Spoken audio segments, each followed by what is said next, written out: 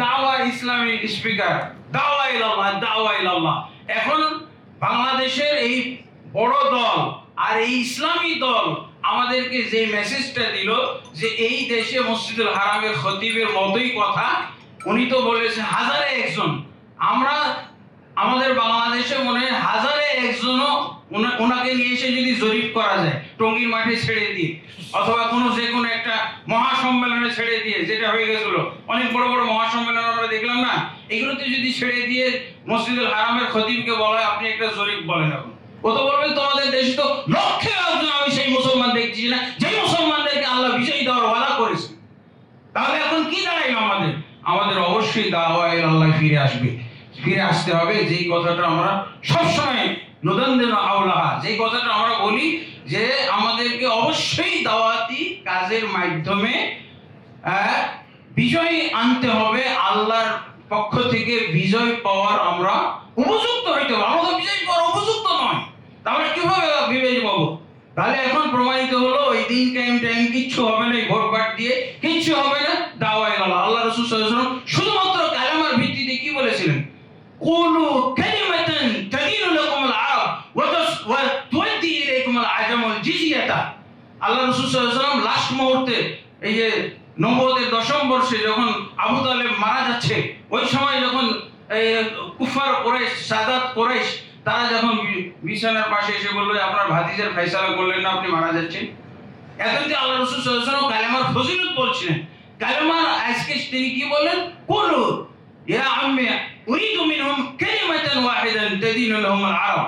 আমি তাদের কাছ থেকে মাত্র একটি কালেমার স্বীকৃতি চাই। এই কালেমার স্বীকৃতি দিলে গোটা আরব জাতি এদের বশ্যতা স্বীকার করবে, মক্কাবাসী। ওয়াতাদিনু লাহুম ওয়া তুআদ্দি ইলাইহিমুল আজামুল জিজিয়াতা। সুনান তিরমিজি এবং মুসনাদ আহমদের মধ্যে হাদিসটা এসেছে। সিরাত ইবনে হিশামের মধ্যে ইবনে হিশাম রাহমাতুল্লাহ আরো সুন্দর করে বলেছেন, যখন বললে যে একটি কালেমার স্বীকৃতি দিলে গোটা আরব জাতি তোমাদের বশ্যতা স্বীকার করবে, আর গোটা অনারব জাতি তোমাদের কাছে বশ্যতা স্বীকার করে জিজিয়া ট্যাক্স দিয়ে আল্লাহর জমিনে, আল্লাহর মুমিন বান্দাদের এই দেশে বা জমিনে বসবাস করবে। কি বললেন? আবু জাহেল তো একেবারে খুব উজ্জীবিত হয়েছে, সে দাঁড়িয়ে বলছে ওয়াশরু কালিমাতি ইয়া মুহাম্মদ, এরকম কালেমা যদি তুমি জানো, আবিষ্কার করে থাকো, তাহলে একটা নয়, যে কালেমার মাধ্যমে আমরা ক্ষমতা অর্জন করতে পারবো, আধিপত্য অর্জন করতে পারবো, গোটা আরব আর অনারব আমাদের বশ্যতা স্বীকার করবে, এরকম কালেমা একটা না, তুমি এর মধ্যে 10 কালেমার স্বীকৃতি নাও। তখন আবু তালেব জানতে চাইলো, এই বলে ফেলো তুমি কালেমাটা কি। তখন কি বললেন? ইয়া আম্মি উরিদু আন ইয়াকুলু লা ইলাহা ইল্লাল্লাহ। হে চাচাজান, আমি তাদের থেকে যেই একটি কালেমার স্বীকৃতি চাই সেটি হলো লা ইলাহা ইল্লাল্লাহ।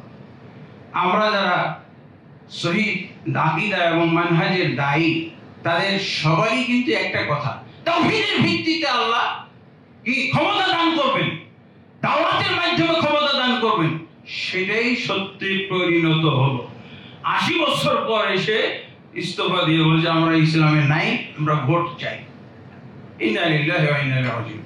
আমি আর সবাই দীর্ঘ করতেছি না, আমি যেটুকু বলেছিলাম, সবাইকে ঐক্যবদ্ধ হইতে হবে।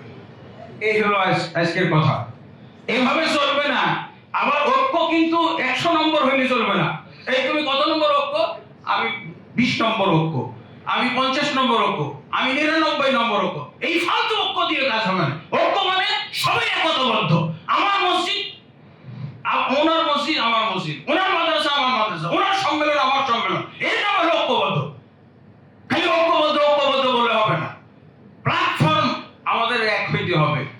হ্যাঁ, আমার সম্মেলন ওনার সম্মেলন, ওনার সম্মেলন আমার সম্মেলন, ওনার কনফারেন্স আমার কনফারেন্স, আমার কনফারেন্স ওনার কনফারেন্স।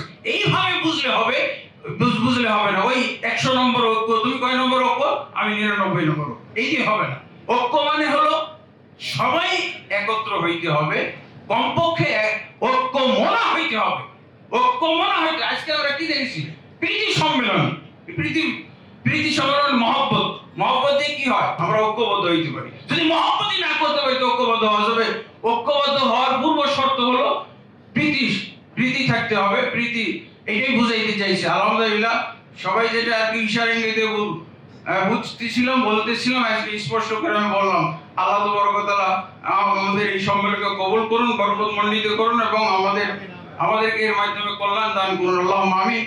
আসসালামু আলাইকুম ওয়া রাহমাতুল্লাহি ওয়া বারাকাতুহু।